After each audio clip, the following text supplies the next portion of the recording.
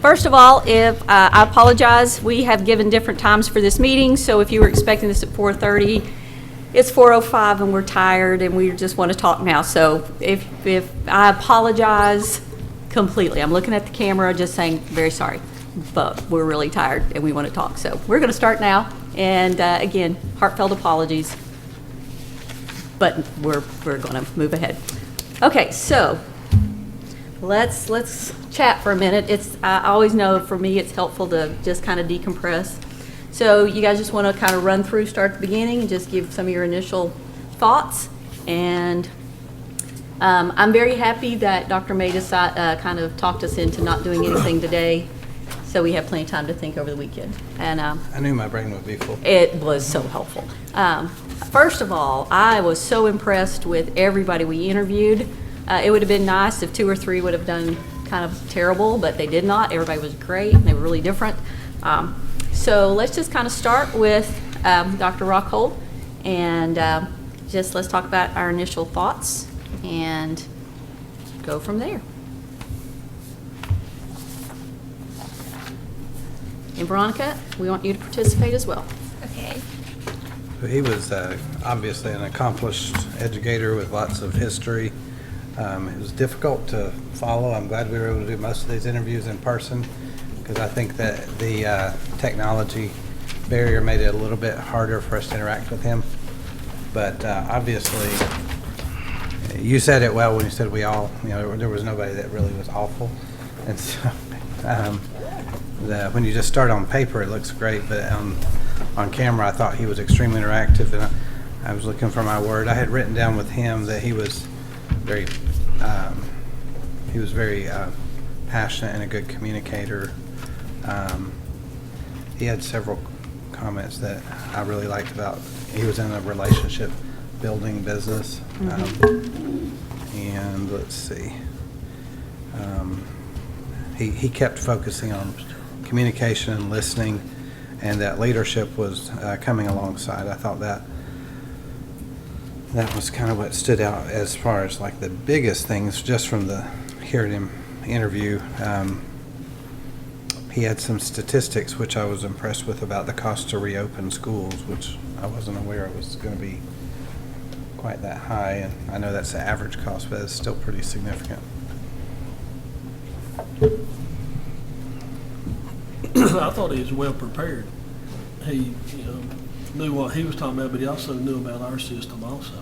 They done more research and kind of knew a little bit about us. That was interesting. When I first read over his application, I got a completely different opinion of him than when I sat in on the interview. I thought that his application honestly kind of read like a state standard and like just the cover letter. But talking to him and getting to know him a little bit better, he was very expressive and interesting. And you could tell that he had a little bit of a salesperson background with his, I think he mentioned his dad was a salesman. And you can hear that in the way he talks, because sometimes when he was answering questions, I found that he kind of answered the question, but then a majority of it was fluff words. But it's not necessarily bad, but that was just something I noticed. I just kept thinking that I'd love my kid to have him as a principal. I mean, a building level leader, you can see his strength there. I just thought everything, I mean, the way he answered it, it was all, it was student driven.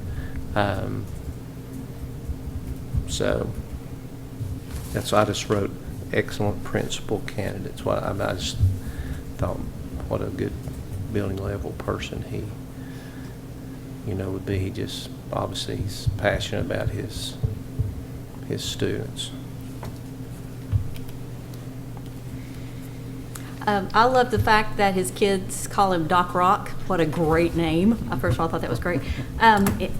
He is such a relationship guy. I think he would what an amazing mentor for young teachers. And you can tell that he just, at the heart of everything, he loves people. And he really, I think one of the really cool things about obviously where he is in his career is he's kind of done it all. And now it sort of hones into what's the most important thing, and that's people. And you could just tell that, I mean, you know, he's a talkative guy, and that's a good thing. I think he's the kind of person that people would rally behind and believe in what he was, you know, believe in his vision. But he was just, he was a delightful person to talk to. And yeah, he gave you the warm, you know, the warm fuzzies. He just did. He's pleasant. He's very pleasant. I actually called references on him, myself and Denise Davis, and she and I were both, because we talked. I called her to see, you know, how they were going, and everybody we talked to said he is honest. He's honest. He's honest. He's honest, and you can trust him. And he kind of touched on that too. But I thought that was really cool that in all of his references that was just the thing. And they also said he's a stick to his guns kind of guy. You know, where you stand with him. He doesn't waffle, and he's a man of his word. So. And I was just curious, and I didn't ask it, kind of wanted to, but didn't think it was right in an interview process. Just that distance, is there some kind of connection, like that he would want Tennessee? to come here? Yes. Okay, and I thought there had to be, but I didn't know. Yeah, I think if you looked back, he had spent some time in Paris, Tennessee, and I I knew think his that. wife is from Okay. that area. Okay. Yeah, so. I like you kept talking about students being in the hall and the class and stuff. Yeah, that might be a little difficult sometimes for a director. But again, I thought he was a great guy, very nice. Pretty much echo what you all. Yeah. One thing that stood out on him I would like to point out is just he already had researched XQ. He knew our budget. He knew our 5-year plan. And if that's an indication of the level of work he would do for his homework, I was pretty impressed that he came prepared, and he came prepared to go deeper than we probably asked him, because he was trying to get those in there about he had reviewed our plan. He's a talker, and that's the relational side. I think, you know, can probably plan on a little bit longer board meetings because he likes to talk. But and I think that's going to transition to the next candidate if we're going in order. Where, you know, I think, you know, he doesn't. He has more brevity of words. But he was not, his length of things were not, you didn't feel like you were grinding. You still, I liked listening to I what was he had to engaged. say. Yeah. What didn't seem. And to be engaged in a let's leave it. Zoom Yeah. thing was impressive, because to actually make that connection when you know you're on a So, screen. Also, something else that I've noticed, both in calling references on him, looking at his application, and just like Grover mentioned, he's a data guy. I mean, big time. And but he's still relational, and sometimes you don't always get both. Sometimes you're kind of a numbers person or a relation person, and I thought that was kind of a cool thing that he actually was both of those things. That was one of the biggest things I pointed out when I was looking over his application, was that he was super data driven, and I was really worried that he was going to seem a little like stiff. And but when he got on the interview, I was completely blown away. It was so different. And also one more thing, I tend to play like devil's advocate a little bit, and so with that in mind, I was kind of noticing that he liked to say he talked a lot. But I was just kind of worried about, you know, he's saying a lot, but is he actually going to be able to take action and make things happen and do what he's saying, which is my concern, because, yeah, that sums it up. But. One other thing I wrote was that pride, when we asked him that, and he went through his thing, people rejecting indifference, demanding excellence. I wrote that down because I know he worked on that, and it was in part of his application, something that they had worked on. That was actually a really, that's actually very apropos to what we're dealing with in the world today, in our nation, about rejecting indifference, whether it be racial or otherwise, and demanding excellence. And I thought it was something that they had worked on previously, and it was. Was that the thing that spelled Pride? Pride. Yes. Pride, yeah. People rejecting indifference, demanding excellence Yeah, was I wrote that his- down as well. one of his mottos, or so to speak. And I thought that was, he was prepared for that answer with something good. The other thing that he was pretty prepared for, and Phil started this and kind of helped you pick up on it, was about asking about coronavirus, because that's the other big event that's right now that we got to deal with right away. And he had a good response. It wasn't just knowing the actual average cost to reopen, but the fact that he included economics, but also to the level of the cleaning compound that he would use, quaternaries rather than the bleaches, because of the length of time. And I thought, he's done some research deep down, and I didn't expect anybody to have the answer. I like to see how people answer questions when they don't have the answers, because I think that's more often than not the superintendent of schools, is how are you going to answer them when you don't have the answers. What's your process for decision-making? I think Eddie was asking some questions towards decision-making, and that's kind of, why I wanted him to answer that about coronavirus, and where were they going to look for their sources. And I think they all said that, basics, we're going to go to CDC and other. But he actually had a little bit more meat on the bones on that, with how he would clean and how much it would cost. And so at least I think he's got some preparation for that. Y'all ready to talk about Dr. Reiser? Okay.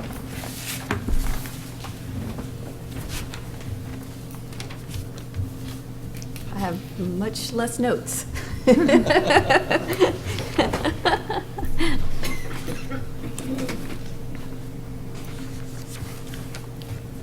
But that's not a bad thing. It's not a bad thing at all. Yeah, I his thought he- answers were briefer, yeah. Yeah, but I thought he matched his resume. I mean, there wasn't kind of what you read kind of came out. His experiences are probably what a lot of people would like to live, and just some things he's done, but not a lot of public school, at least in the last several years' experience. But again, just a gentle spirit, but what he's dealt with educationally is quite a bit different than what you get when you come here. I did appreciate coming from some charter schools, understanding why public schools and charter schools don't necessarily get along. So, and as he said, that's bad models, and understanding how they could work better. Because I was really happy that it's kind of like, no, I understand. I mean, that is what is wrong with it. I like the fact that, he had a business and that ended, and obviously he's a resilient person, and he's done some different things. Yeah, I mean, you could just tell he's a little bit quieter person, but also he's still very personable. I mean, very easy to talk to. He's very friendly. You felt, like you could, have lunch with him very easily. Well, you're spot on his public's general understanding of charter schools and the bad rap Yeah. that they get. And obviously around here, I think it's a testament to the public schools and the quality of public schools that obviously there aren't a lot of those blossoming up, here. But it seems like if you're going to do that, the ones he was a part of would be what you would, The people kind you would right- hope they would be. Yeah, that's what it sounds like. And yeah. that was the question I really wanted to get answered from him, from reading his resume, was his views on charter schools versus public, and particularly with funding and funding bodies and relationships. And so he really answered it from the standpoint of how he viewed it. And that also answered to me some of the differences, because of what you just said. It is a testament to this. I mean, Elizabethton City Schools is a premium school, and it draws people in, and there's not a market demand for a charter school in our region. I don't think really in the Upper East Tennessee region, there's not a significantly negative school system such that as a system, people are seeking out charter. We see some parochial schools that are for other reasons, for providing faith-based training and things of that nature, but you don't see a true charter where they pull resources out significantly. Is University School a charter? No, they're just funded differently. But other than that, you really don't see that we have charter schools that pull money from our budget.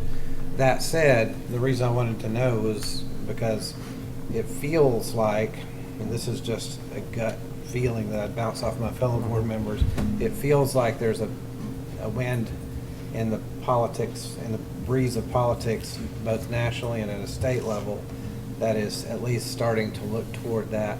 And I'm fearful that the model that we would set up in Tennessee, based on what I'm hearing, would be ones that took money from the public schools rather than viewed them like he views them as, like a lab experiment that gets its funding elsewhere, which that wouldn't be his role here. I think he would do the role fine if he was the person who was there. I think he would adapt to that role, but it was the curiosity that I really wanted to know more about that, and somebody who had experience with them that I was asking, and so he was able to answer that too. His references were very positive. He was one that I Did you call called, his?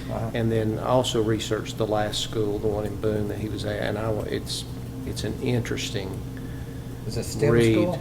No, it was just the charter, It was just community the charter school. It was a K-6, but just you kind of, if you dig into the teachers and their roles and things like that, it is unique, and you can see where that would meet a very specific target group and why that would rise out of a community. And even just what little I know about Boone, it just says Boone. It's kind of what I know.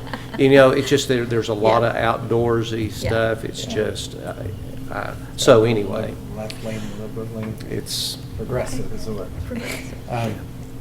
But the other thing, is I think that bringing outside perspectives of, like he mentioned it, as a lab experiment, so to speak, as an educational experiment, you take the best from it. I mean, he's had that in 2 or 3 different labs, so to speak, that might actually be an outside-the-box thinker for maybe not doing it always the same way, which is across the execute kind of thing. Yeah, I liked a lot that a few things. I liked his resume. I liked reading it. I liked what he'd worked on and how he'd already started with outdoor education and things like that, which are problems that I hear from students. Is we really want to get outside and do things like that. So that was really interesting to read. And then in his interview, I really liked how he kind of mentioned that he trusts the teachers are hired that are capable. I liked that he said that because we have a lot of very capable teachers already in our system, and he sounds like he's going to be able to work well with them. And I also liked that, his different background, so with charter schools, because that really does provide a unique perspective, and it really, I think, will only benefit us in the long run, probably. Because it is like a forward way of thinking, and it'll probably help us move forward in the future, kind of like the goal for XQ and things like of that nature. I think he's good for that. There was one thing I was going to mention that wasn't great. Oh yeah, I didn't really. It was interesting when we asked him about his failures and things, because he had a really hard time thinking of one. And I didn't really love that, because I feel like everybody fails, and whereas we had another interview who said they fail every day. So that kind of bothered me for a while, and then I kind of realized a little later that he probably doesn't think he fails as much because he's super cautious and prepares a lot. He really puts a lot of thought into what he's about to do and really makes sure that there aren't, he's more preventative than fixing it in the moment, which is interesting, but I still wish he would have figured out a failure, because everybody has failed at some point, and it would have been nice to hear that, but yeah. One of the things that gave me a little bit of pause was when we talked about budgets, because he said that he owns. That's what I was going to say. Yeah, that he owns the budget, and it has to do it through grants, and of course, grant writing is great, but, you know, we use a funding body, and that's just a whole other ballgame, and different players, and so that was the one thing that, you know, there wasn't a whole lot of people who said, yes, I have written a budget for a district, but most everybody has been involved, and that was just. I have a question about looping. Somebody tell me what looping is. You knew about it, but I didn't know, so I didn't. Students stay with the same teacher. So like if you start in the first grade, that teacher would go to second, and then they would loop back and do a first and second rotation, so you have the same person for multiple years. Okay. But they're teaching a different grade, alternating each year, kind of. So the teachers follow, then they go back to. Then so they it's go back, It's yeah. the teachers that are looping, and the students are staying with the same teacher as long as. For 2 years. Yeah, for 2 years, and then they start another loop, I would imagine. So you get a really good teacher, looping's a great thing. Yeah. But if you get, you know, and of course he said it ended up being only maybe 3, that, that's pretty, if you have 20 in a class, you've got 3, that's not bad if you've had a whole year that you only have 3 complaints. So, I think looping is a cool idea. yeah, so, I didn't know what it was. Yeah. And I didn't want to ask because That's all right. y'all seem to know. So. It would be cool I'm admitting my for, failures. you know, like if kids really connected with that teacher, so that there's that sense of, you know, what to expect, and, you know, I mean, I've never taught elementary, but I used to be a sub, and they call you mom when they're little. And so there is that connectedness to that person, which would probably Seems good help. at a younger age. Yes. Also, those teachers get a really good idea about the students individually and how they learn, so that they're able to identify problems and work with them at a better level than someone That's who. why when you're in high school and you like a teacher, you take every class they teach. yeah, Yeah. Exactly. even if it's Hensley, yeah. Even. Anything else on Dr. Reiser? All right. Mr. Thompson?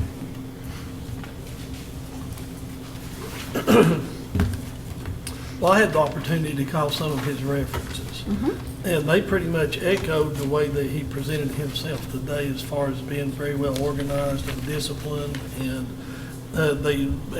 from the ones I've talked to, talk about he understands data and is able to take that data and teach it and make it a better school system with the data and stuff. So they just echoed a lot of the ways that he presented himself today, which I thought was very interesting. Talked to Mr. Dykes from Washington County Schools, and that was not a short conversation. Believe me, it was interesting. But he was very complimentary of Mr. Thompson, and that he was able to take constructive criticism and use it as a tool to learn. I'm glad I got to talk to some of his references. I like his military background too. I mean, I think that helps. Didn't have any doubt Yeah. about him and who he is. Yep. Yeah. He got a lot of self-confidence at the same time. I like that about him, and like he had me inspired to want to be a Marine by the time he was finished. Hang on, I want to just picture that for Yeah. just a minute. I do too. Are you Gomer Pyle Marine I or would Travis be. Thompson Marine? I would be Gomer Pyle. He would be Travis Thompson. You know, Ivan, you make sure you quote me on that one. No, I'm kidding. I got, I mean, obviously our internal candidates are a little easier because in some ways, and they're a little harder in others, but, you know, I received feedback that was unsolicited and on all of the internal candidates, and, you know, he was no exception, and it was good feedback that he could make decisions, and that was really clear that he was able to make decisions. I think they probably drilled that into him in Paris Island or wherever he was. But he's been there 25 years, which says a lot. It may not be school administration, but to be in the military that long. I loved his answer on the leadership and John Maxwell's 5 steps and his confidence that he could be a Tier 5 leader. And I thought that, you know, confidence was one thing. Now, especially given that he's just now getting his doctoral, you know, degree, and I think that's, you know, one of the things you look at. A lot of the administrative leaders are, you know, they're having to have their doctoral degree to really compete in this world, and he's done that. He's graduating soon, but he's my point is, he's continued on, and he's perseverant, and he's on a pathway to become a leader regardless, as a school leader regardless. You know, no matter whether this position comes up or not, he definitely possesses the desire to keep learning as a lifelong learner. But I really liked a lot of his answers in general, and leadership was the one I got out of that. His work on the ROTC stuff, he didn't spend a lot of time on it, but I think that we kind of had that. His talk about coronavirus was also, I thought, was pretty, he had a plan. And I think he could make decisions, maybe not as pre-planned as Dr. Reiser, the prior, meaning he might not think through everything, but I think when he makes it, he'll make it. I don't think there'll be any doubt about that. I kind of really liked the fact when he was talking about taking over in that pre-K, and, you know, teachers were very happy with their previous director.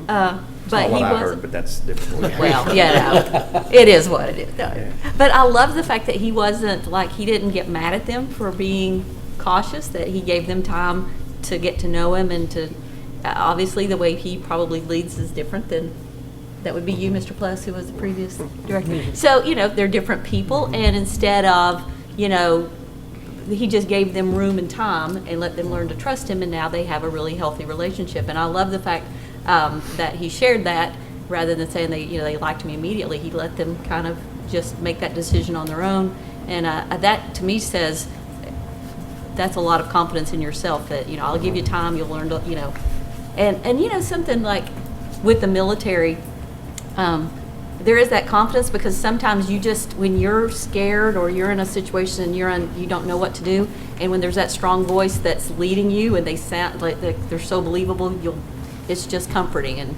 and a strong leader has that kind of, I know where we're going, so that was Is he going to continue his military service? Yeah, that's what I was wondering about, because like I don't really know how military works, and I don't know how it would work in conjunction with the school board, but I did notice that he said he was still active in the reserve, so I didn't know if that would cause any issue. Like if he had to leave to do military I think things. they do if that some would be- things on the weekends. I know last year he left us, and I don't know if that was like he had to, or it was just something that we were able to accommodate him. But I don't think that, I think he's maybe 6 years away from retiring, and we can't, I don't think that we can actually factor in military thing as far as our jobs. Legality. Yes. I do think it is, in our community, military service means so much to people. And I think that what he brings to the table is something that people in our community would really respect. The only thing I would say, I would just like to see him have a little more experience. Yeah. He doesn't have a lot of experience, and I think experience goes a long way as Yeah. well, so. I really liked his use of the word equity as opposed to equality, because there's a really big difference. Equality is basically doing the same thing across the board, and equity is making sure that you do different things to make sure that everybody is then raised to an equal level. So his choice of that word stood out a lot to me. And I will tell you that the pre-K teachers like their previous person, and so I understand what he went through. Okay. Just so you know, and I think that's their way. They're very cautious, very protective of their kids and their turf. Which is good. I have a And feeling that's true of all of us. Yeah, it's a good, and there's nothing wrong with that. But again, he essentially, I mean, I know things have changed, but when I left the central office, he basically took my job. That's not the right way to say that. Yeah. He filled that position. So I kind of know a little bit about, you know, what he does. I appreciate the fact that trust was a big thing. So, I mean, I thought he did a very good job in his interview. I also liked something, but I just forgot. Oh no. It's in your notes there. Yes, I'm staring right at them. Oh no. Oh, right, okay, so when you asked about like the community and how if you make a decision and the community isn't super fond of it, how he'll handle that, I liked how he kind of gave the impression that he encourages that to happen, because he is open to it and really obviously expects it and is almost looking forward to it. It sounded like when he answered that question, which I thought was really, it stood out amongst the others, because that's going to happen, and I'm glad that he's prepared for that and encourages it because it's important. The community is a big part of the school system specifically, so just the fact that he's open to that was really awesome. I didn't get that he was eager for conflict. I got that he recognized that passion in our community was a good thing to be able to understand, is what I got out of it. Yes, but I know what you meant. I just want to make sure. Well, Like and he I- wasn't wanting to conflict with people. He wanted to learn from it. And I think that comes down to, I would imagine if you're in the military, and again, I don't know, that having somebody, just upset you de-escalate, and you're okay with that. And so you can let them say what they need to say and be calm, because that's what you've been trained to do. That's kind of what I was getting at. It's not really just Yeah. letting them know, acknowledging that if people are upset and letting it get off their chest is part As a of it. board, that there's nothing better than whoever's sitting here can do that. Yes. Anything else on Travis? I don't know if you should call them by their first names. I've tried to call everybody by their last names to keep it even, but it's so hard. All right, so then after Mr. Thompson, we took a break, and then Dr. Newman.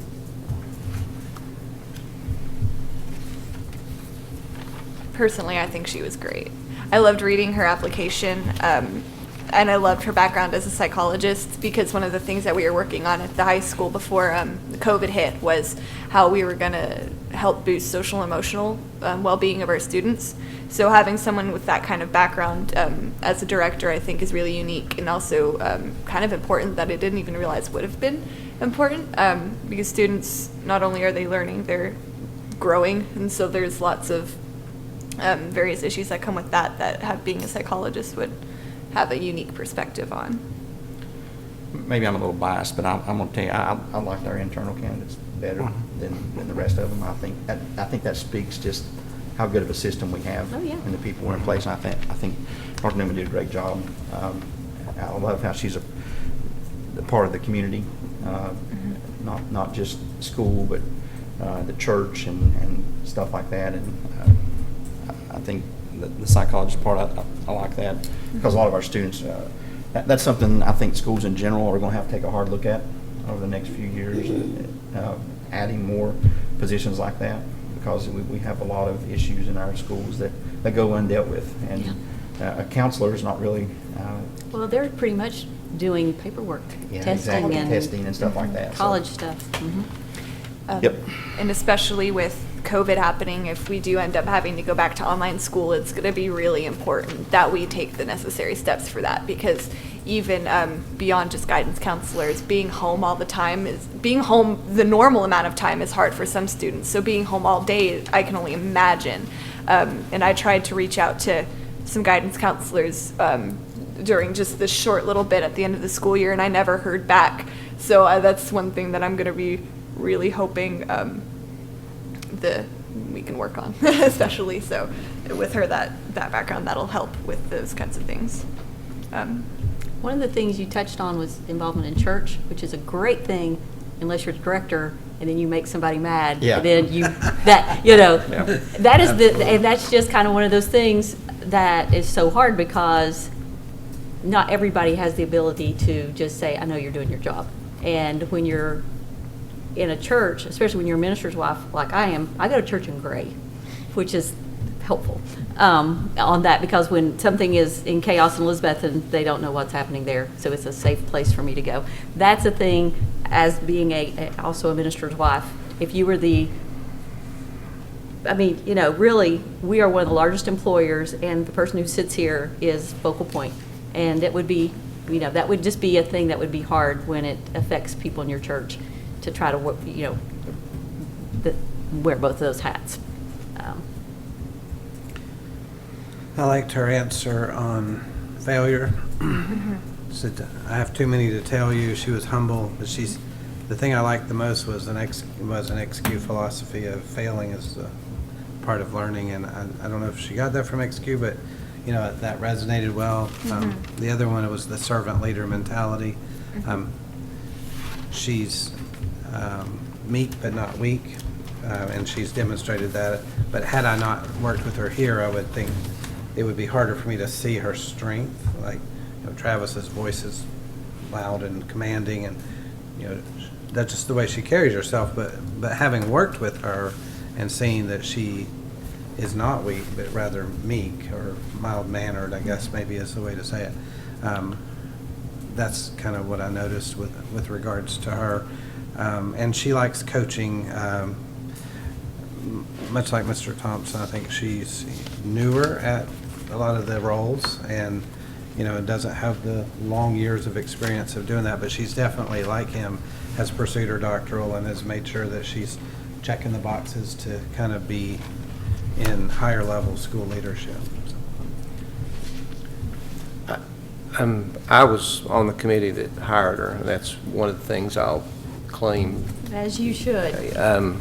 And a lot of people didn't know is that we hired her over a statewide Supervisor of the Year winner from Kingsport City Schools, who would have been a great addition to our system, but she was the fit.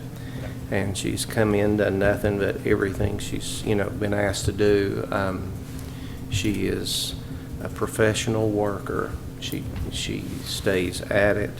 The one thing I think sometimes it may not come out in an interview that I'd like people to know, she is very focused. Obviously, that does come out in an interview, but is that she's got a delightful, funny nature. But a lot of times she doesn't have a chance to express that maybe here because it's such a driven profession and time sensitive and all those kind of things.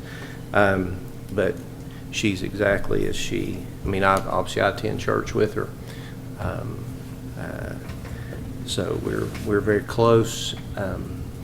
I appreciated her answers. I thought she, especially and again, the BEP, the criteria you use to decide needs to cut. I thought that was, even though we didn't get a chance to ask that necessarily all the way through, I thought the way she answered that was just the thought process.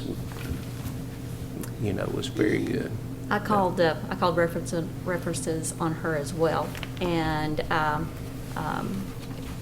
obviously she is a very, very, very intelligent woman, and they echoed that. They also talked about the fact she's very compassionate, and that I'm hoping I can get this correct.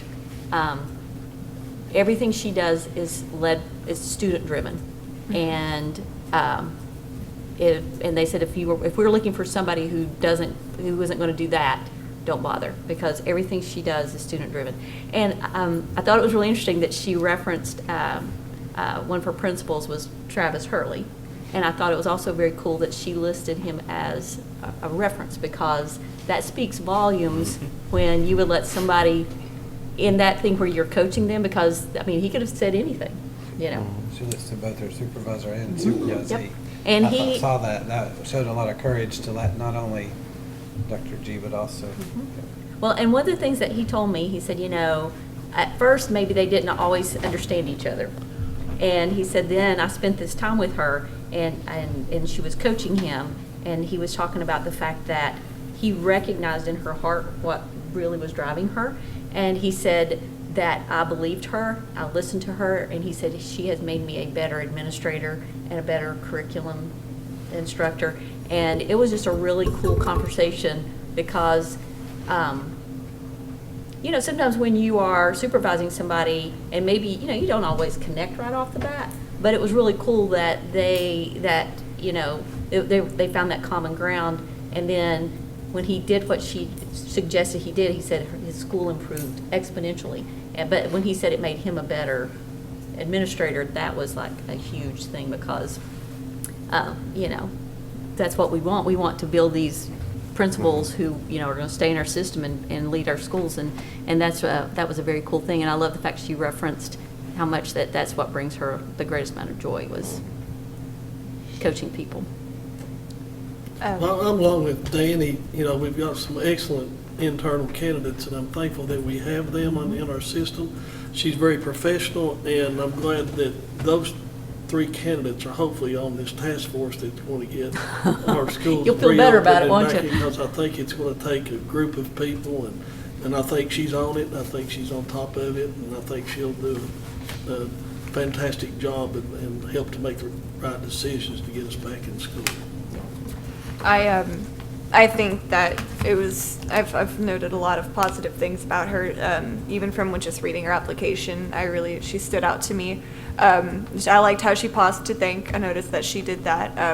And she also, a unique thing that no one else really did was she kind of stressed not only student voice, obviously she supports that in everything she does, and what she was answering the questions, but she also values teachers' voice and opinions, which is kind of really amazing, because I've noticed that in this switch to really focus on student voice and what students need, while it's amazing, we might have left some of the teachers behind in this process as well. So the fact that she really cared about that and brought that up really stood out to me, and I really appreciated that. I also noticed that I loved her answer for gifted.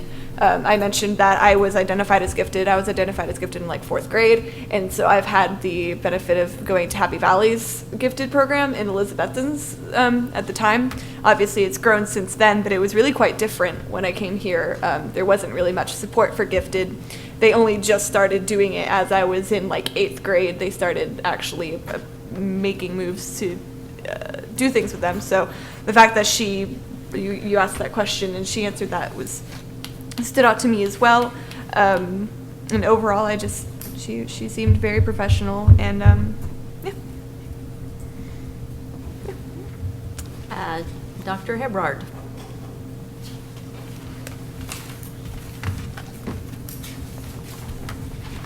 Okay, I'm gonna be the one to say it. I think he's very smart, he has a lot going for him, but he just got off track a lot and didn't answer the question, and I have trouble with that. You know, I wanted an answer to her questions, and sometimes I think he just got too far off track and never really answered the question.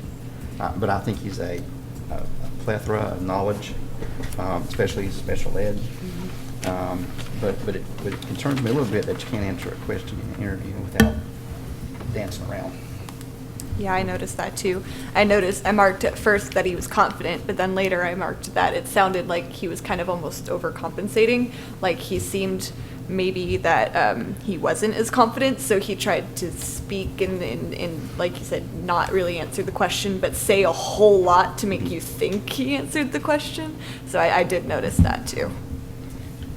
I talked to some of his references just because Miles was here previously, and he was one of my top picks last time.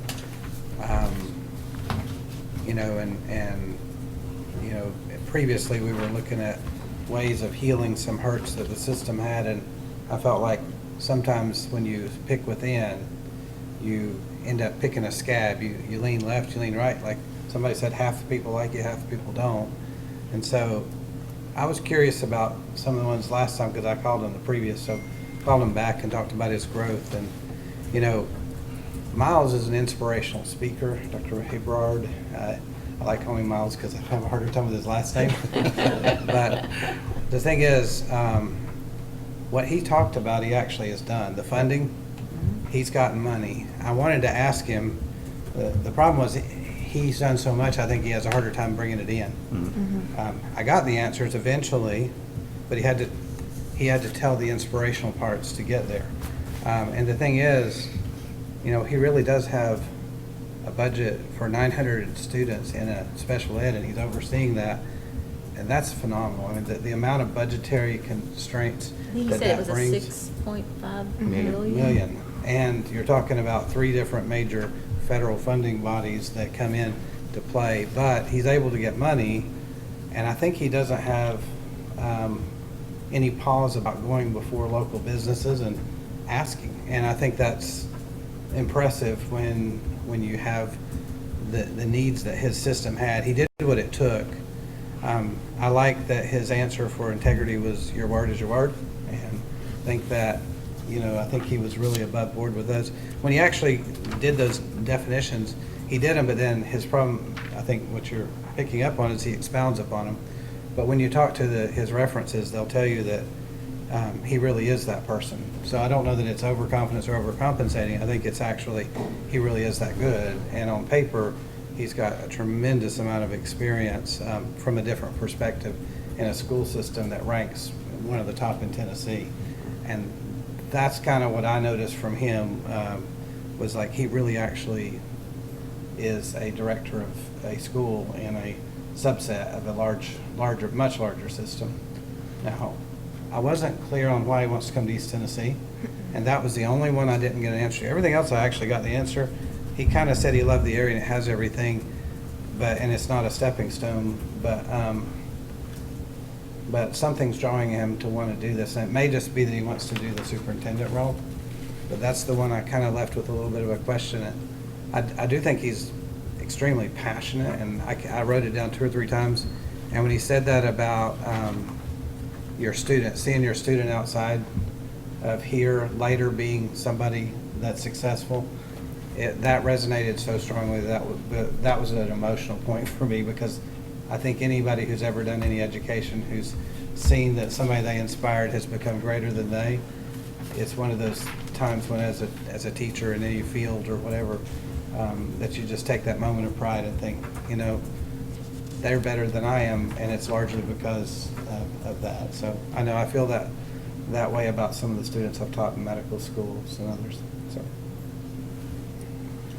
Well, we interviewed him, like Grover said, a few years ago, and he is a talker, and he is a storyteller. But I think that's just how he communicates. One of the things that I really like a couple of things. I liked how he talked about how when they were going to close that classroom, he went very specific, but I did want to hear his process. And I loved the fact that he did all the hard extra work, like contacting parents, making sure that they knew what was going to happen so it didn't leak. That was huge. I mean, my gosh, that would be an amazing thing, because, everything with special ed, you have to be so careful. I love the fact he said it's he and his secretary managing all that. That's impressive. And I love the fact that he'll do anything. I mean, like, you needed those buses. He said nothing has ever been given to him. Don't let money stop you from doing anything. And I love the fact that, I think he's just a go-getter. And I think he's just wants to just tell us everything, and has trouble paring it down, but I think it's just like, I just want to tell you everything I'm doing and how I've done it. I love the fact he has a Future Leadership Academy, because we have so much potential inside the system, and it would be really cool to have, like TSBA offers the Superintendent Academy, but maybe everybody doesn't want to do that. But it would be really cool to have something where you're finding those men and women, kind of or middle of their career who want to move on and want some sort of leadership, and to have some place that is teaching you practical skills like how not to react to an email. That's such a practical thing, and something that, we all need to continually work on.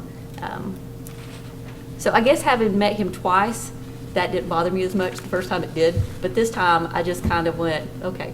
Also, I love the fact, when I called him to tell him that, we were inviting him, he said, well, I've been busy. And, in the last 5 years, he has gotten his doctorate. He's moved into a bigger system. He's taken on a bigger role. And so, he doesn't just sit still. And so he's a move forward kind of guy. So, I mean, he's a passionate, I think passionate is just the word you would use for him. Passionate guy. Well, he came from Florida, and we had, Mr. Thompson came out of his vacation to do that. So I think that shows a real desire. So whatever the reason he wants to come here, I think it's real. But a couple of comments I wrote down. I like that he quoted people a lot, because to me it shows that he's well read, and he quoted some authors for statements. Trying to find the one that I'd written on here, but he said he was a unifier, and then Community unifier. Community unifier. I thought that was interesting. And then here's the one I really liked. If you're unwilling to confront behavior, then you're essentially condoning it. Oh, I wrote that down too. And I thought, again, we're talking about these world events right now, and that's kind of part of what's going on in our culture. We're acknowledging that there is a point where you have to confront a behavior rather than condone a behavior. And he also gave the analogy from John Lard's book about the carrot, the egg, and the coffee bean. He had another one on here that he talked about seek to understand before being understood, and he quoted probably 5 or 6 authors, and then he quoted the "don't touch balls, bands, or buses." And, you know, we got to laugh. So he has a sense of humor, and he also has an understanding of what being a director of schools is about, because, you know, those are real. I mean, I was told something along that lines when we started talking about redistricting and changing things, and it was like, that's something, you know, you don't really want to mess with. But at the same time, we were looking at a funding differential of $1 million to the system because of the way that we were looking at that. And we, you know, we explored it, and the community got a little upset, but we didn't go that route because we respected our community. But the fact of the matter was, we had a lot of federal funds coming to one school and not to others, and we had to spend equal amounts at all of them. So it made sense to at least talk about it as a board and decide whether it was.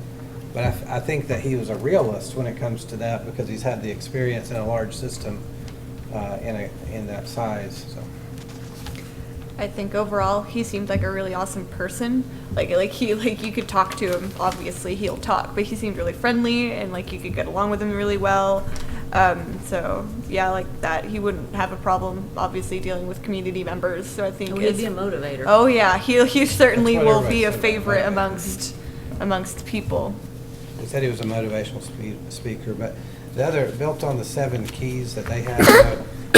Oh, you're right. That was really impressive. Regardless of who we pick, I think we need to be really good about setting those goals, because my mom used to always say something about, if you aim for the moon, you may end up in the stars, but don't aim low or you won't and get it. You know, aim for something you can't attain. And to aim to have everybody make a 27 or higher on an ACT score is a wonderful aim. And then you put in plans as to how to get there. So whoever we get, I think we ought to really think about that. That's a great model. Well, wouldn't it be Setting nice if goals. someone asked you that and you could rattle, like any of us could rattle off, these are He rattled our them off things. 7. That would be, But anyway, those are the things I thought, and he was wordy, but He actually gave the best answer to my question. Unfortunately, we ran out of time. But I'll go ahead and echo that. He basically said that he would want to make like an advisory council, essentially, of students, one student roughly from each like school or each level, kind of, and meet with them in like a formal way or in any way he could. He was really going into the detail about how he would want to meet. But also, he also wanted to talk to like the parent-teacher organization group, and I thought that was really interesting, especially the student like advisory council that he would meet with, which I might have to steal from him regardless of who ends up being here. I bet he would not call intellectual property and might let you have it. But no, that was a really good answer to that. Guys, have any more thoughts on? Yeah. I mean, y'all have covered most of the things I did. I talked to his references, and he was, you know, you don't get bad references, but it's also, you can kind of tell when it's just your panned answers and when this person genuinely feels about somebody. And again, that's why he was one of my top 2 external people when we kind of came through. So I know he said he wanted visible leaders. I just like the thought of that. I just think people need to see people know who they are. You know, students and teachers need to. You get the feeling if he was out at Food City and he'd talk to everybody, it'd probably take him 3 hours to do his groceries. he'd ask for money while he was there. He may. And again, the only thing I I love will that. say is that there's a little bit of difference in the community Yeah. that he's in and raising funds, and here, here it tends to be, and people will support athletics extremely quickly, and I'm thankful for that. Yeah. But a lot of times, some of the other things we think about maybe don't get the attention. So there's probably like, say, sick them, go see what you could do, you know. I mean, but there is a little bit of a difference, and, you know, you wonder how that would be. We've obviously got our people who are unbelievably supporters, but it is a little bit of a different community. Not saying it couldn't be possible here, but I do know that that can be challenged because people have tried that, you know. I do like the fact he's written grants and is obviously good at it. I think everybody we interviewed, it's probably a good grant. You know what? That's That needs to start becoming a Well, a it thing. sounds like Prerequisite. everybody's written grant. I mean, that's. I have not written a grant, just so Well, I you don't know. want to write a I grant, don't but I either. mean, Danny has, so. I feel like going off of what you said, how it's a different community, I feel like if you told him that, he would take it as challenge accepted and do everything he can to prove you wrong. I He really sure do may. believe that, because I wrote down that he liked challenges, and I think that he would have a lot of fun just trying to see. Like, if you told him that, I think he would just really eat it up and spend a lot of his free you time. think That's why I like say if- go Fun sick time. 'em. Go sick 'em. Just Yeah, sick 'em. literally. Yeah. I feel like that would be Go very after it. true, and Yeah. I feel like I feel like he could surprise us. I really do. Yeah. I get the feeling a closed door would just be an opportunity, Yes, exactly. which is a phenomenal philosophy. I hope he never, ever loses that. All right, our last one, Mr. Manhus.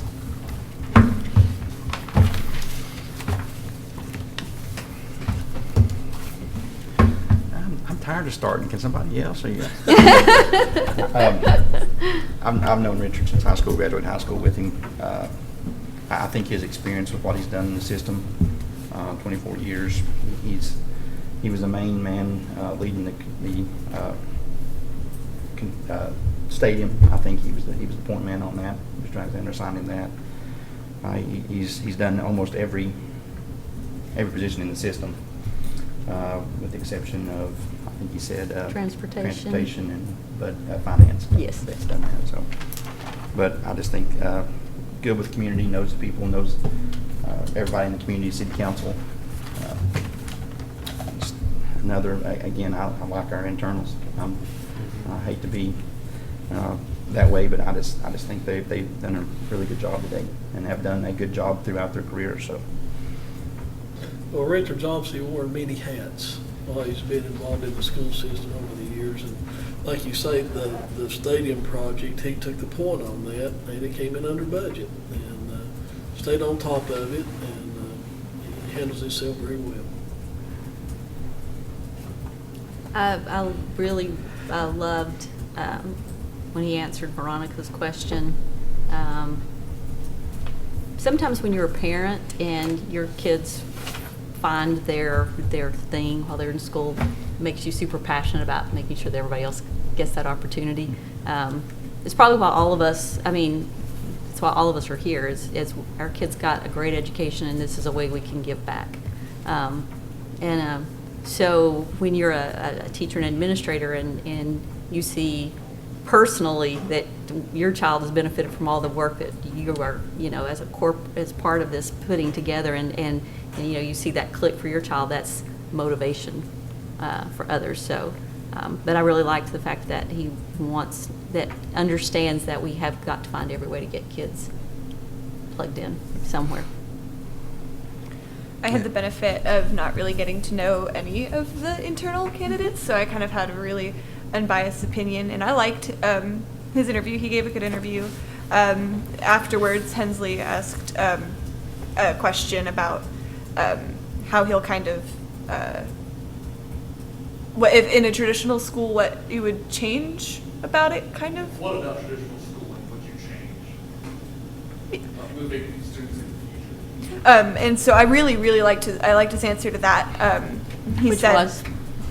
Oh, which was? Yes, he said that as opposed to doing like 100% like traditional classes, like mixing it online and in school to kind of get what you need. So if you really just need like math or English classes, then you go once a week or however long you need to do that, and then the rest are kind of online. And I think that's a really interesting idea, and I'm on board with that because that gives a lot of students a lot of time to really explore their passion and kind of learn more what they want, and rather not limited, because online you can go anywhere. You can go to any school that offers it. And so if one area offers something that you're really interested in that you can't get around here, that would be a really great way of doing that. And aside from that, though, I didn't really see much that stood out. I didn't, he kind of seemed like he knew the area, and like he was pretty familiar with it, but those were the only things that really stood out to me. Yeah, so he's obviously very well liked, very friendly, and I think that's one of his strengths. Even when I ask him the classic strengths, weaknesses that I ask everybody, he said my ability to build relationships, and I think clearly he's been here a long time. So while he doesn't have his doctoral degree as the other candidates do, I think he's kind of been in the system a long time and has been self-educated on this particular system. Coming from someone with a doctoral degree, I see sometimes nurses who are capable of doing what doctors do because they've been in the system a long time. But that said, there's still something, that they have to go through to get licensure to be able to do it. This isn't the case here, but it is a separator. It is a differentiator a little bit that I noticed. And, the thing that probably gave me the most pause, as you said, his problem is saying no.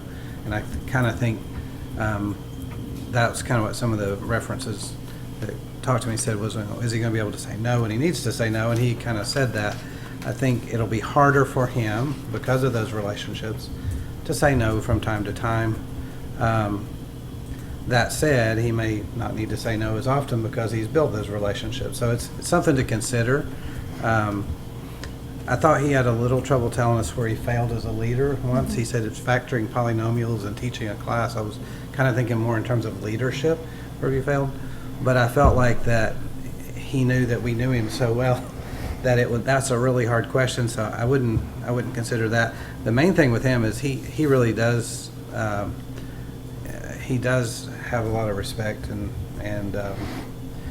he's been a fixture within the school system as well as the community, and he did accomplish a lot, and his references reported that back out as well, that he had accomplished a lot with the stadium, and his background as a mechanical engineer really helped him come in under budget and know the project. And I think he knew his project really well because of his engineering degree, and he was able to talk with those people and really help us out when the stadium project was going on. And of course, we've got a building project coming up soon that we're going to need to do with T.A. Duggar, and whenever we can get funding to finish that and get it correct. So I think that would be a positive. I think that was the main thing. I didn't really have anything. Oh, no, that was the only thing really. I've already said that one. So, but that was the good. Obviously, he probably has a PhD in Elizabethton City Schools is kind of what I think you were saying a little bit, is that, and he's, I don't know, I've never met anybody probably more into what happens here, and have had opportunities to do a lot of other things, but yet this is kind of where he's chosen to to be. He's obviously well respected. He's well respected by students and athletes that know him. He's well rounded in that he was a member of the band and again was an athlete, but he was a high academic kid. And I remember trying to talk him out of going back to school to be an educator when he had finished at UT, and he came to volunteer as a coach, because it made no sense to me. Well, 24 years later, I understand it. It's who he is. I didn't know how he would interview. I appreciate his calm, which I think is a big deal for our system. Like I said, I'm very proud of all three of our internals. But I know that I didn't have to interview him just by what I know. Obviously a coworker for a number of years, but I'm still glad that I got to hear him answer, specific things. So I like the way he responded. I can see him being a boost, to our system in that role. Of course, I've known him forever. I've been on the board forever, and, I just think the world of him. I don't think when I think of one of the nicest people I've ever met, he always comes to mind. I mean, he is just genuinely the nicest person you're ever going to meet. He cares deeply and he loves people deeply. And the fact that, you know, he said when I have to tell people no, but then he followed it with, but I would try to, and I would do this, and I would give them this, and, you know, and I think that is who he is at his heart. Our other two internal people haven't been here very long, so they have relationships. Richard, Mr. Manhus, has deep, deep, deep roots, and those are great things. My one concern, and I say this out of absolute love, not anything, I'm not being critical, I worry that because he has so many great relationships, when you have to go in and discipline somebody, you know, like a friendship, I worry how hard that would be on him as a person. You know, you can have thick skin, and he said he could do that, and I think he can. I just think that would just hurt his heart. I say that, again, I'm not saying anything mean. I absolutely think the world of him. That's my concern, is as a person, how this job is it wears you out. And that was why I asked the question to every person about how are you going to handle it when people show up and they're mad at you. And all you're doing is your job. And he even referenced that. He said, you know, you just show up and you're doing your job. But you lose friendships. And when you're so connected and you lose those friendships, it hurts your heart. And, you know, that's just my one concern. And that's not any kind of a negative. It's just a concern I have. And it's a concern from a good place, not a negative place. But, you know, I just wanted to say that because that is something that I will have to think about, because I care about all these people that I know deeply, and I want them to do well. And I want whoever sits here to love this job, but it's the hardest job in town. I mean, folks, it is. There's a reason that you have to pay people a lot of money to do this, and it's not a job you can do very long. I wish it was, because if you do this job a long, long time, you're probably not doing the job. And so I just say that because I think that's something out of love we just have to think about. Now, having said that, if everybody's like going, nope, it's going to be great, fantastic. But that's just a concern I have, because when you know people, you know, like with our internals, there's things with each one of them. I think that Mr. Thompson hasn't been here very long, and he does have some, I think he does need a little bit more experience in some things, and so that's a thing I think about. For Dr. Newman, I think that sometimes because when you're a quieter person, you're not perceived as being, you know, somebody that everybody can just rally behind, and, you know, you can get the vision out there. Those are all things that you can work through. And again, that's when you know people, because with everybody's on paper, you're guessing, but when we know our people, and so you know things that they're great at and things that we would have to come alongside and help. It's one of the best things about internals, as you know, and it's also one of the hard things because you also know. You know. But I will say that we do have great people, and that's actually reflective of the district as a whole. I mean, we have some exceptional teachers that make people above them look great because they're exceptional teachers, and you know, we had some represented today, and it's not just the teachers, it's, you know, administrators, it's people in, you know, food service and busing and transportation, and, you know, we've had people sitting in this room that have been here for many, many years doing a good job, and some that are now on the board, you know, that have been in this position. But it really boils down to the community, and, you know, the community we have is passionate about their education. It's not just the Betsy band or the football team or whatever, and it's not even just Elizabethton City. To be honest, I mean, look at, I hate to say it, but look at the ruckus we caused by our advertisement, which wasn't intended to be an advertisement to cause harm, but it's because people had a lot of pride in their systems in the county as well as in the city, because people in this region are close, and that those close ties are things that that help whoever is here to do a good job because they care about their kids. And so I always say Elizabethton's a great bedroom community. You know, sometimes we want to grow in industry and things. We may one day, and maybe that doesn't fit with the mayor's vision for us, but you know, the reality is we have a lot of retail, we have, you know, gas stations and food stores, and some retail stores, but what's our crowning jewel? There's two things that are our biggest industries, and it's human capital. It's children, and they grow up to become citizens, and they work and come back to the home a lot of times because there's still something here that draws them back. It did me anyway. And then there's healthcare, and that's our second biggest probably employer. And then you start looking at the rest, and we have some industry. We do have some, and TCAT's been instrumental in getting more of that into our region, and there's been several smaller businesses. But the reality is we don't have rail, we don't have interstate, and we don't have water routes for a lot of the main things that bring major industry into the region. So what is it that makes Elizabethton great? And it's the school system, and these people, and these internal candidates are just a reflection of the community that bore them and the system that has trained them up. So whether we do a leadership academy kind of thing for our professional development or not, I think that we're doing it already, and maybe formalizing it's a good thing to do. Let me just tell you a little bit about Tuesday night. So everybody mull, think, pray, mull, think some more. The very first item on the agenda will be to hopefully come to consensus on a director. One of the things we're going to do, so everybody has a voice to say your top person, we're going to do a ballot. So it'll have your name on it, and you just put, this is my candidate. And Felicia will read those off. If we have 3, then that will be the 3.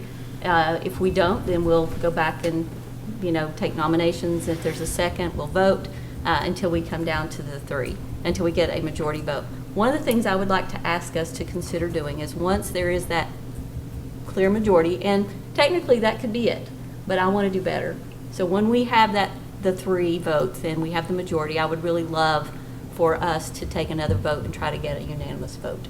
I really think, because we're all going to come into Tuesday, and maybe the person that we feel strongly about is the person who gets the majority of vote, and that's great. And if not, that's great too, because I don't think we're going to lose however we do this. But I really want the person that we put in this position to know that all of us support them, and that they've got us, and we're gonna be there to have their back, and we're gonna help them. And I would just like for us to hopefully be able to do that unanimous vote. And so that will happen, and then we'll.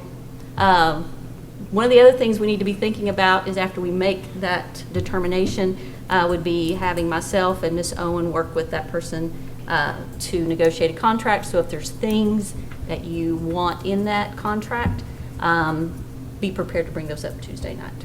So you're saying you're doing a ballot vote versus a voice vote? No, we're going to do a ballot vote. So everybody gets a shot to, without like somebody saying, I make a nomination a second, and I want for everybody right off the bat on a ballot vote to put who your top person is. Without anybody seeing, you just write that down. You're going to give it to Felicia, she's going to read them.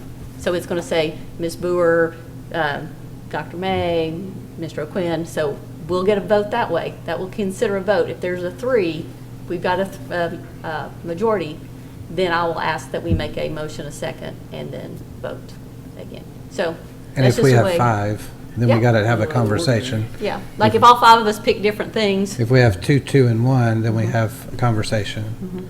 So, but even if we have 3, we still have a conversation and Yeah. can talk ourselves out of it, and make representation with the other candidates. So it's 2, 1, and 1, or 3, 1, and 1.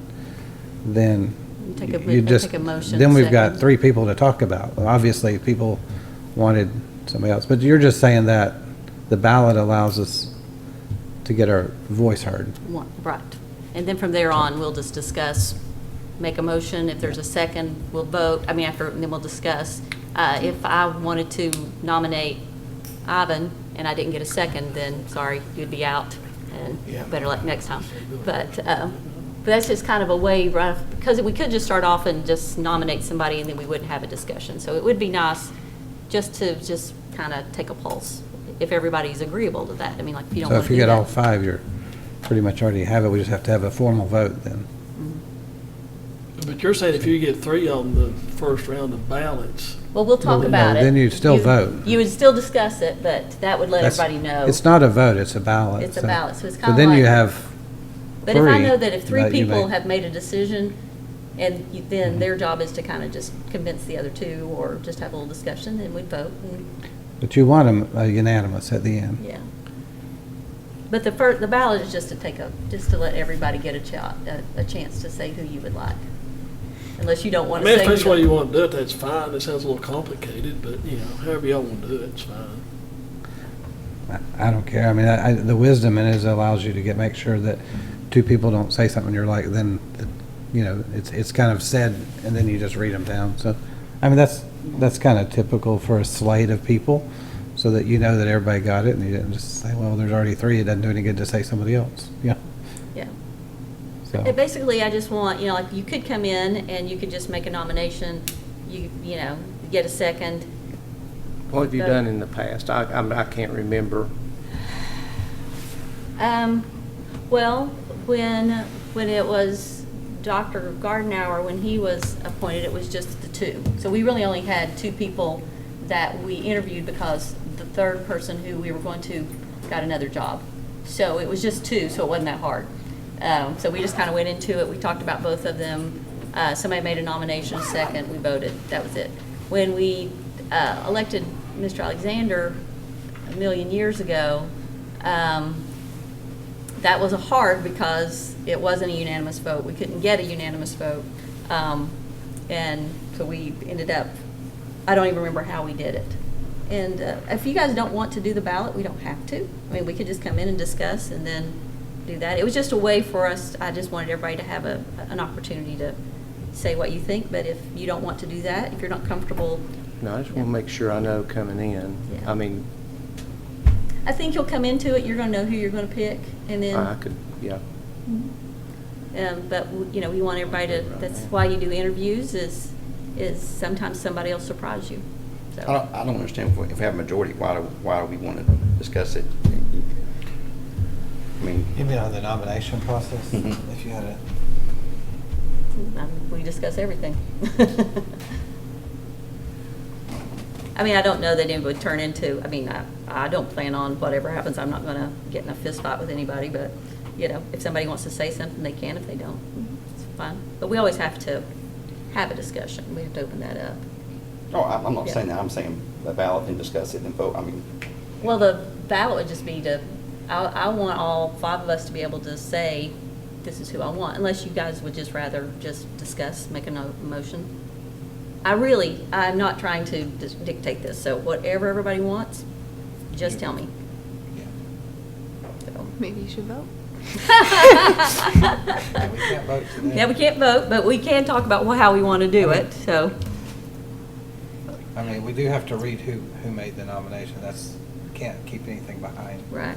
Sunshine law, but I like the fact that it gives everybody a chance to say, okay, I thought about it and I independently thought this, rather than I didn't get a chance to say because there was a motion second, then we had to vote it up or down before you could go on to the next candidate. That's the thing I like about it.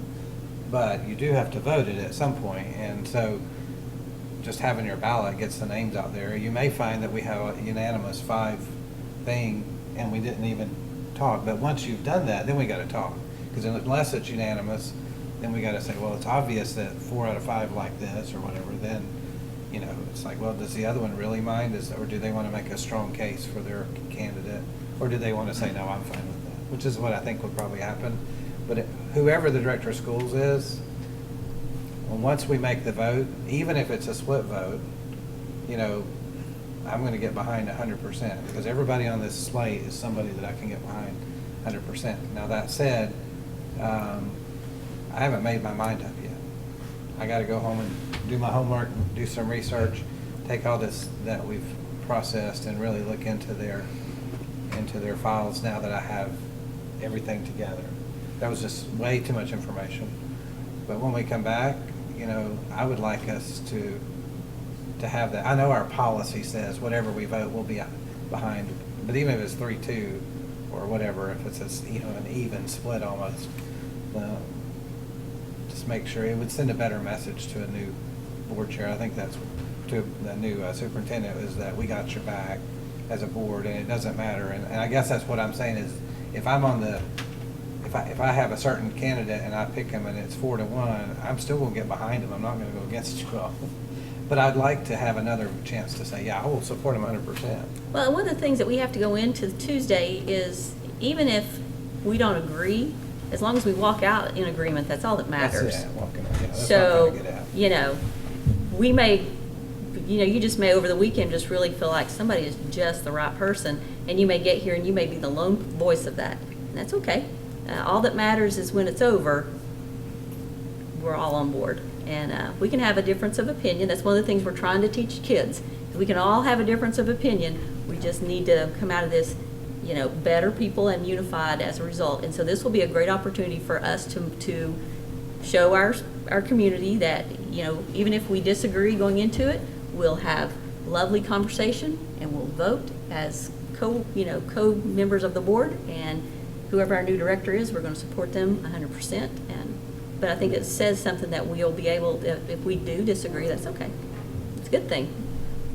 I've learned a lot in lovely, kind disagreements. I've never learned anything in a bad one. So, you know, but I think that's okay. And we just go into it with, like, we can have a difference of opinion going in. All that matters is that we come out of it on board. So, everybody tired? Everybody done? Is your brain hurting? Actually, do you mind if I say one more thing? I would love you to say something. So this is just kind of just going to be the last thing I want to say before you guys make your final decision, is that with XQ and student voice kind of being part of our driving force behind our schools, I think that it's really important we pick someone that'll actually move us forward really, really well, and like someone who's just exceptional, because we're a good school and we're on a really great path. So we need someone that's going to be really in the forefront of making it just that extra step, just different and more embracing what we have and making it better. That's just what I wanted to say. Well, I think having you here is going to be a really great reminder of why we show up every month to do this. So. Well, folks, it's been a great day. Thank you so much for just, everybody did so much homework. You came into this, everybody was prepared, and we met some really great people, and we got to hang out with 3 people we already knew. And just thanks everybody, and thanks everybody for showing up. And you're the man. You did a great job, Jason. Thank you so much. So appreciate you. All right, how about let's call this a night. Thank you.